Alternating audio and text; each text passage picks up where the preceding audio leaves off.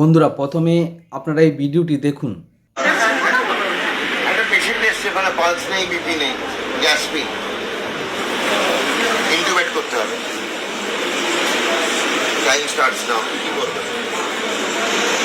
সময় নেই আপনার হাতে। পেশেন্টকে ইনটিউবেট করবেন, এই ডাক্তারবাবু কি করবেন?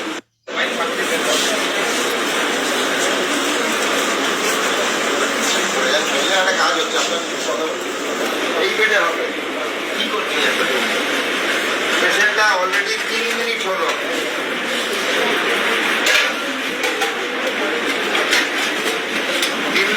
এখনো কিচ্ছু রেডি নয়।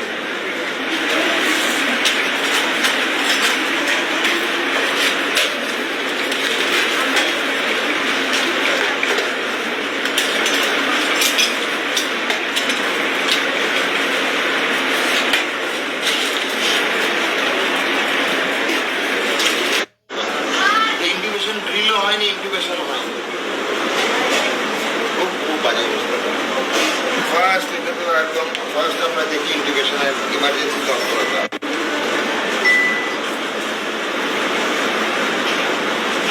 নার্সিং স্টাফ, নার্সিং মানে এখানে পেশেন্টের এমনি মরে যেতে দেওয়া হবে। পেশেন্ট যদি এখানে গ্যাস্পিং হয়, ইটস বেটার টু ডাই। লিখে দিয়েছেন আপনারা, গ্যাস্পিং পেশেন্ট ডোন্ট অ্যাপ্রোচ সামরোলিপ্ত medical college. Write it. I'm not being sarcastic, this is reality. So, আমাদের আপনি কি করেন? Intern, house officer, assistant professor. তো বন্ধুরা ভিডিওটি আপনারা দেখলেন। বন্ধুরা আমার একটা সাধারণ প্রশ্ন আছে। প্রশ্নটা হলো, আমরা হাসপাতালে কেন যাই? স্বাভাবিকভাবে আমাদের প্রাণ বাঁচাতে, ভালো চিকিৎসা পেতে। কিন্তু একটাবার ভেবে দেখুন, কোনো জরুরি পরিস্থিতিতে যদি ডাক্তার আর নার্সরা হাত পা গুটিয়ে দাঁড়িয়ে থাকে, তাহলে সাধারণ মানুষ কোথায় যাবে? এই ভিডিওটি ব্যাপক পরিমাণে ভাইরাল হয়েছে, যেখানে একজন সিনিয়র ডাক্তার হাসপাতালে গিয়ে হঠাৎ করে একটি টেস্ট নেন। জরুরি অবস্থায় ডাক্তারদের প্রস্তুতি ঠিক কেমন সেটা পরীক্ষা করতেই তিনি এই পরীক্ষাটি নেন। আর সেই পরীক্ষায় কি ধরা পড়ল? চূড়ান্ত অবহেলা আর চরম ব্যর্থতা। আমাদের স্বাস্থ্য ব্যবস্থা কোথায় গিয়ে ঠেকেছে একটাবার চিন্তা করে দেখুন। বন্ধুরা ভিডিওটিতে আমরা পরিষ্কার দেখতে পেলাম, সিনিয়র ডাক্তারবাবু হঠাৎ ওয়ার্ডে আসলেন। ওয়ার্ডেই তিনি এসে একটা এমার্জেন্সি কেস দিলেন। তিনি বললেন, একটা পেশেন্ট এসছে, যার পালস নেই, বিপি নেই, দম বন্ধ হয়ে আসছে, পেশেন্টকে এখনই ইনটিউবেট করতে হবে। তিনি ঘড়ি দেখে বললেন, টাইম স্টার্ট নাও। দেখি আপনারা কত দ্রুত রেডি হতে পারেন। একজন সত্যিকারের ডাক্তারের কাছে এ তো প্রতিদিনের কাজ। এমার্জেন্সি ওয়ার্ডে প্রতিটা সেকেন্ড মানে একজন সাধারণ মানুষের বেঁচে থাকা বা মরে যাওয়া। কিন্তু তারপর কি হলো?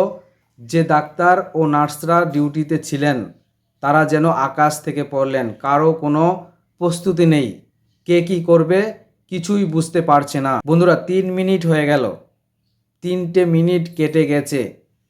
একটু চিন্তা করে দেখুন, যে রোগীর দম বন্ধ হয়ে আসছে, সে কি 3 মিনিট অপেক্ষা করবে? 3 মিনিট অক্সিজেন না পেলে মানুষের মস্তিষ্ক চিরতরে নষ্ট হয়ে যেতে পারে। অথচ 3 মিনিট পার হয়ে যাওয়ার পরও এমার্জেন্সি ট্রলি বা ইন্ট্রুবেশনের সরঞ্জাম রেডি হলো না। সিনিয়র ডাক্তারবাবু বারবার ঘড়ি দেখছেন আর বলছেন, সময় চলে যাচ্ছে। 3 মিনিট হয়ে গেল, অথচ আপনারা এখনও কিছুই রেডি করতে পারলেন না। নার্সরা এদিক ওদিক দৌড়োদৌড়ি করছে আর ডাক্তারবাবু সেগুলো দাঁড়িয়ে দাঁড়িয়ে দেখছেন। কোনো অভিজ্ঞতা নেই, কোনো তৎপরতা নেই। বন্ধুরা সিনিয়র ডাক্তারবাবু একদম সঠিক প্রশ্ন করেছেন। রোগী যদি দম বন্ধ অবস্থায় থাকে আর আপনারা যদি হাত গুটিয়ে এভাবে বসে থাকেন, তাহলে তো রোগী এমনিতেই মারা যাবে। আপনারা তো তাকে এমনিতেই মেরে ফেলবেন। বন্ধুরা এখন আমার প্রশ্ন হলো, এরা কি সত্যিকারের ডাক্তার? এরা কি সত্যি পড়াশোনা করে ডাক্তার হয়েছে, নাকি মোটা টাকার বিনিময়ে ডিগ্রি আর চাকরি কিনেছে? আজকাল ডাক্তারির সুযোগ নিয়ে অনেকেই বড় বড় ডিগ্রি ঝুলিয়ে ঘুরে বেড়াচ্ছে, কিন্তু কাজের বেলায় শূন্য। কোনো কিচ্ছু জানে না, কোনো এক্সপিরিয়েন্স নেই, কোনো অভিজ্ঞতা নেই।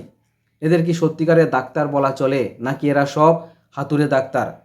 একজন অ্যাসিস্ট্যান্ট প্রফেসর ডাক্তারের যদি একটা বেসিক ইন্ট্রুবেশন প্রসেস জানা না থাকে, তাহলে সাধারণ মানুষের জীবন এদের হাতে কতটা সুরক্ষিত?